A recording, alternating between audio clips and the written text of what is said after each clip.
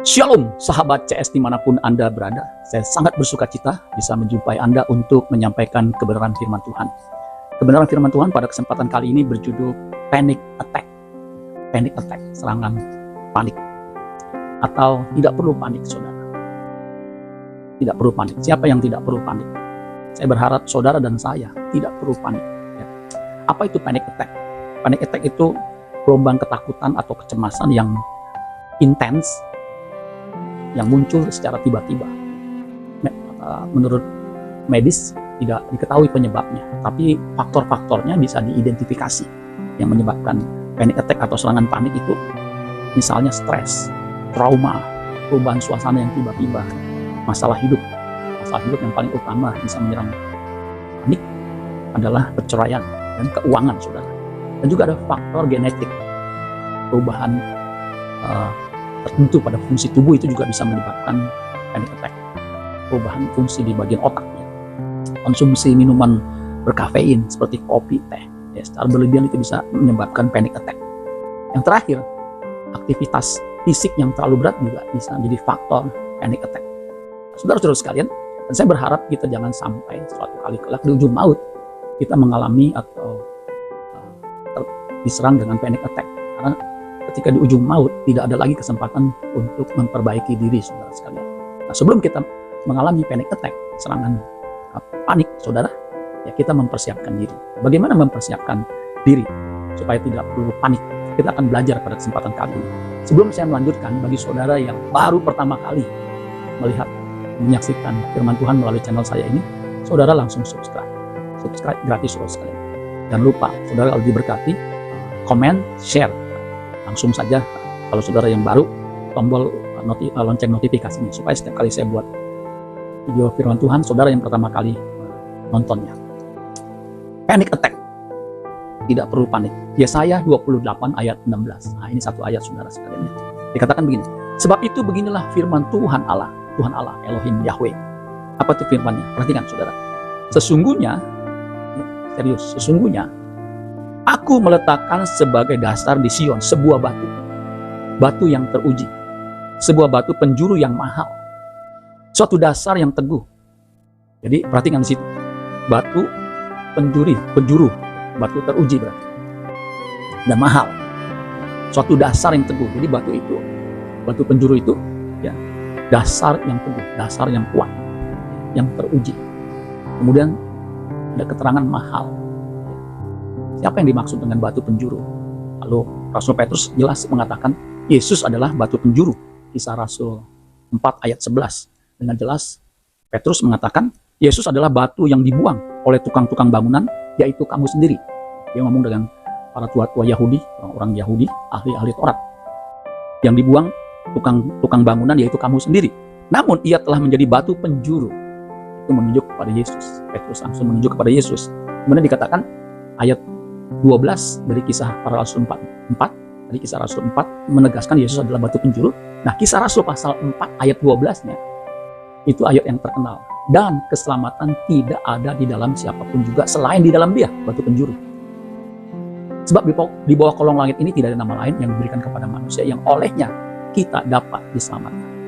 Dengan pengorbanannya, dengan darahnya yang mahal, Dia menebus saudara dan saya, sehingga kita yang percaya tidak binasa atau tidak gelisah. Saya lanjutkan dengan Yesaya 28 ayat 16 bagian yang terakhir. Nah, sebelumnya saya ulangi sekali lagi. Batu yang teruji, sebuah batu penjuru yang mahal, yaitu dasar yang teguh. Siapa yang percaya tidak akan gelisah. Jadi kalau saudara percaya Yesus, batu penjuru itu, Nabi Yesaya menubuatkan tidak akan gelisah. Ada satu terjemahan bahasa Inggris mengatakan begini. Terjemahan Net. Yesaya 28 ayat 16. Therefore, this is what the suffering master. Ini Tuhan, ya, yang akan berfirman, ya. The Lord says, Tuhan berfirman, look, I am laying a stone in Zion. Saya meletakkan sebuah batu di Sion, an approved stone, sebuah batu yang diuji atau batu yang berkenan, set in place as a precious cornerstone for the foundation. Jadi precious cornerstone, batu penjuru yang mahal, for the foundation, untuk dasar. Jadi keselamatan itu satu-satunya dasarnya hanya dalam Yesus Kristus. Jadi tidak ada keselamatan di luar Kristus. The one who maintains his faith will not panic. The one who maintains, siapapun yang memelihara his faith, imannya, will not panic, tidak akan panik. Makanya judul renungan kita kali ini, panic attack, tidak perlu panik saudara. Sebab Alkitab menjelaskan, the one who maintains his faith will not panic. Jadi saudara sekalian, bagi kita yang percaya kepada Yesus, sang batu penjuru itu, tidak perlu panik, tidak perlu gelisah, tidak perlu khawatir. Ya, karena Tuhan itu dapat dipercaya. Kalau kita dapat dipercaya, kita nggak akan gelisah. Ada seorang pegawai yang sangat dipercaya oleh atasannya. Jadi kalau dia suruh bawahannya ini, si atasannya malam bisa tidur. Karena apa? Besok pasti selesai. Karena atasannya dapat dipercaya. Nah, kalau manusia aja dapat dipercaya, kita nggak gelisah, nggak takut. Apalagi Tuhan. Tuhan itu dapat kita percayai. Makanya kita tidak perlu gelisah, apalagi mengalami serangan panik. Ya, dia Bapa kita yang memperhatikan, yang memelihara. Rambut di kepala kita saja dihitung, saudara. Ya.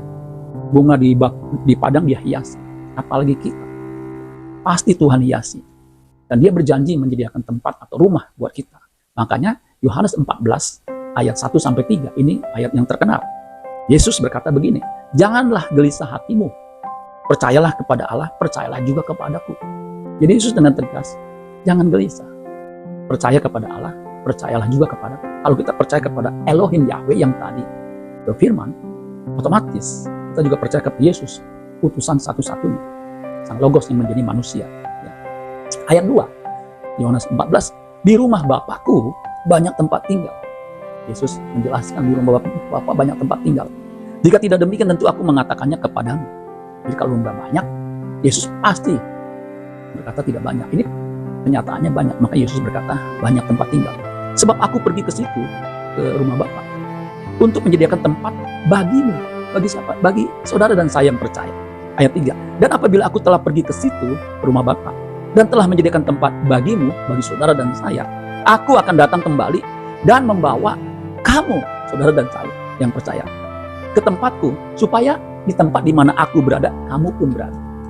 Jadi Tuhan rindu supaya di mana dia berada, kita juga berada, yaitu di rumah Bapa di sorga. Makanya tidak perlu panik. Yang perlu kita pelihara adalah iman kita. Sebab jika Allah di pihak kita, siapa lawan kita? Jawabannya tidak ada. Ya. Tidak ada, saudara. Yang harus kita lakukan, sekali lagi saya ulangi, maintain your faith. Pelihara, mempertahankan iman kita. Supaya ketika anak manusia datang, dijumpai iman di bumi ini, yaitu di dalam hati saudara. Ketika anak manusia datang, atau ketika kita kembali, kita didapati setia memelihara iman. Paulus adalah seorang yang setia memelihara iman sampai akhir. Makanya dia nggak mengalami kepanikan. Dia tidak terkena serangan panic attack. Ya, itu jelas menjelang kematiannya ditulis. 2 Timotius 4 ayat 6-8, ayat terakhir. Mengenai diriku, darahku sudah mulai dicurahkan sebagai persembahan. Jadi Paulus menyadari keadaan di akhir hidupnya ini. Saat kematianku sudah dekat. Orang percaya, dia tahu saat kematiannya. Kapan?